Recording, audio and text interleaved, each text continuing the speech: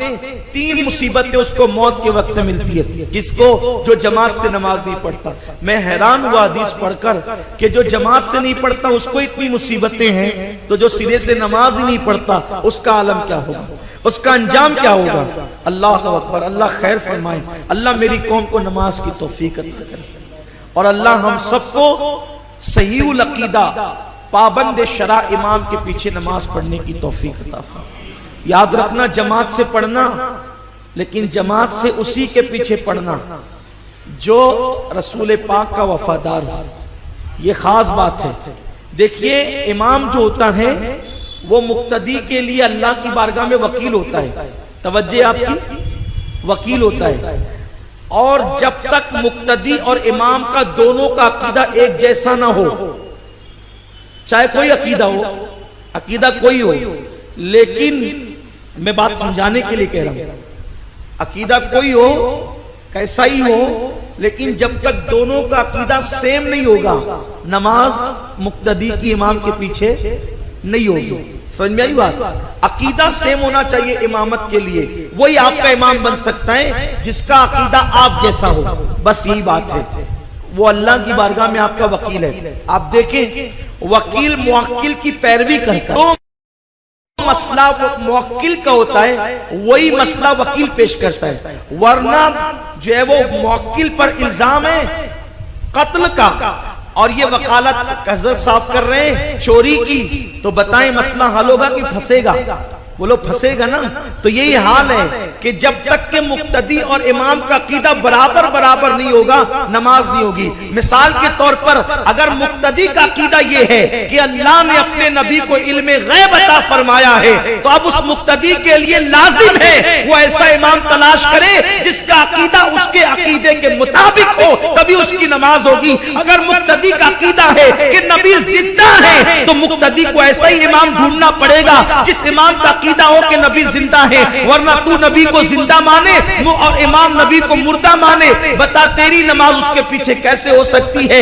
اس لیے امام کا عقیدہ اور مقتدی کا عقیدہ برابر ہونا چاہیے. اسی طرح اگر مقتدی ایسے امام کے پیچھے کھڑا ہو گیا کہ جو نبی کو زندہ مانتا ہے وہ مردہ مانتا ہے, تو اس کا حال ستون کی طرح ہے. وہ مقتدی مانا ہی نہیں جائے گا, وہ مقتدی مانا ہی نہیں جائے گا. اس لیے لازمی ہے جو اپنا عقیدہ ہو اسی عقیدے کے امام کے پیچھے نماز پڑھنا چاہیے.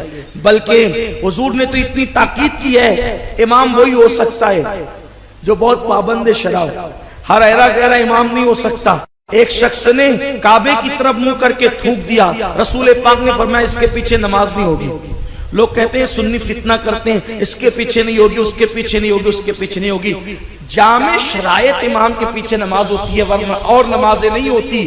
جماعت کے لیے جامع شرائط ہونا چاہیے امام کو. ہاں, ورنہ آج کل حال تو یہ ہے حفظ کر لیا استنجا کی سنتیں پتہ نہیں امام بن گیا, مسائل نہیں امام بن گیا. یہ حالت ہوتی ہے. اللہ تعالیٰ رحم و کرم فرمائے. ہماری قوم کا بڑا برا حال ہے. میرے آقا صلی اللہ علیہ وسلم کے پیارے دیوانوں, اب تو امامت جو ہے وہ معاذ اللہ جو ہے وہ روزی روٹی اور نوکری کا ذریعہ بن چکی ہے. ورنہ امامت کیا تھی؟ اللہ اکبر. 12 حالات ہی بدلے ہیں کہ جب صدیق اکبر جیسا امام نہ رہا تو ابو ہریرہ جیسا مقتدی کیسا, اور ابو ہریرہ جیسا مقتدی نہ رہا تو ابو بکر صدیق جیسا امام کیسا, خسرو جیسا مقتدی نہ رہا تو نظام الدین اولیاء جیسا امام کیسا. حال یہی ہے, نہ مقتدی کو سنت معلوم استنجا کی, نہ امام کو معلوم. اللہ اللہ خیر صلی اللہ ہو گیا معاملہ سارا پورا. میرے پیارے آقا علیہ السلام کے پیارے دیوانوں, یاد رکھیں جامع شرائط امام ہونا چاہیے.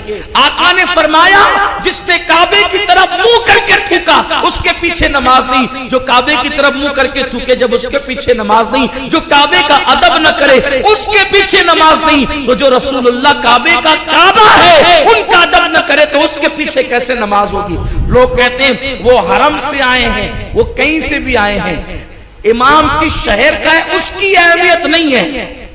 امام کی شہر کا ہے اس کی اہمیت نہیں ہے. مکے کا ہو کہ مدینہ منورہ کا ہو کہ بغداد کا ہو کہ کربلا کا ہو کہ نجف کا ہو, امام کے شہر کی اہمیت نہیں ہے, امام کے عقیدے کی اہمیت ہے. ابو جہل مکی تھا, بلال حبشہ سے آئے تھے بلال امام بن گئے، ابو جہل ابو لہب جہنمی کے جہنمی رہا۔ ہمارے یہاں شہروں کے ہونے کی اہمیت نہیں ہے، ہمارے یہاں تو دل ہونے چاہیے، دل کے عقیدے ہونے چاہیے۔ صہیب روم سے آئے ہیں، رومی ہے صہیب، لیکن امام بن گئے ہیں۔ کیوں؟ اس لیے کہ عقیدہ رسول اللہ والا رکھا۔ تو یاد رکھے جماعت سے پڑھیے نماز، لیکن وہی جماعت ہے جس میں عقیدہ سچا ہے، عقیدہ حق ہے، ورنہ ہر ایک کے پیچھے کھڑے مت ہو جائیے گا، نہ نماز رہے گی نہ جماعت رہے گی، نہ یوں خدا سے ملے نہ وصال صنم، نہ ادھر کے رہے نہ ادھر کے رہے، کچھ نہیں ملے گا۔ تو دوسری، قب موت کے وقت اس کو 3 مصیبتیں آتی ہیں۔ جو جماعت سے نماز نہیں پڑھتا اس کو موت کے وقت 3 مصیبتیں۔ پہلی مصیبت موت کے وقت، وہ مرے گا تو پیاسا مرے گا، اور اس پر اتنی پیاس، یہ جو نماز نہیں پڑھنے والوں کا ذکر نہیں ہے، جماعت چھوڑنے والوں کا ذکر ہے۔ جو جماعت کے بغیر نماز پڑھتے ان کا تذکرہ ہے۔ مرے گا تو پیاسا مرے گا، حتیٰ کہ سارے دریاؤں کا پانی بھی اس کو پلا دیا جائے تو بھی کوئی اس کی پیاس کو بجھا نہیں سکتا۔ اور آقا علیہ السلام فرماتے ہیں، اللہ خیر کرے، آج میں نے یہ حدیث پاک پڑھا، میرے رونگٹے کھڑے ہو گئے۔ یہ حدیث پاک پہلے بھی کئی بار پڑھی، لیکن جب آج اس کو جماعت کے باب میں پڑھا رونگٹے کھڑے ہو گئے۔ آقا فرماتے ہیں مرے گا تو پیاسا مرے گا، اور میرے آقا صلی اللہ علیہ وسلم فرماتے ہیں مرتے وقت اللہ اس کو سکرات کی تکلیف بڑھا دے گی، موت کی تکلیف اس کی بڑھ جائے گی۔ اور تیسرا تو اتنا بڑا خطرہ ہے، اللہ سب کو امان میں رکھے، آقا فرماتے ہیں ڈر ہے کہ کہیں کافر نہ ہو جائے مرتے وقت، اس کا ایمان خطرے میں پڑ جائے گا۔ کس کا؟ جو نماز نہیں پڑھتا اس کا نہیں، جو جماعت جان بوجھ کے چھوڑتا ہے اس کا۔ جماعت اگر جان بوجھ کے چھوڑ رہا ہے تو مرتے وقت ایمان کو خطرہ ہے، جو جماعت جان بوجھ کے چھوڑ رہے ہیں اس کے ایمان کو خطرہ ہے، تو جو سرے سے نماز ہی نہیں پڑھ رہا ہے۔ حالت یہ، چلو ابھی ایک کام کر لیا، دوسرا کر لو، دوسرا کر لیا، تیسرا کر لو، تیسرا کیا چوتھا کر لو، پانچواں کر لو، چھٹا کر لو، دوست آگے چائے پینے کے لیے بیٹھ جاؤ، ایسا ہوا کہ وقت ہی چلا گیا۔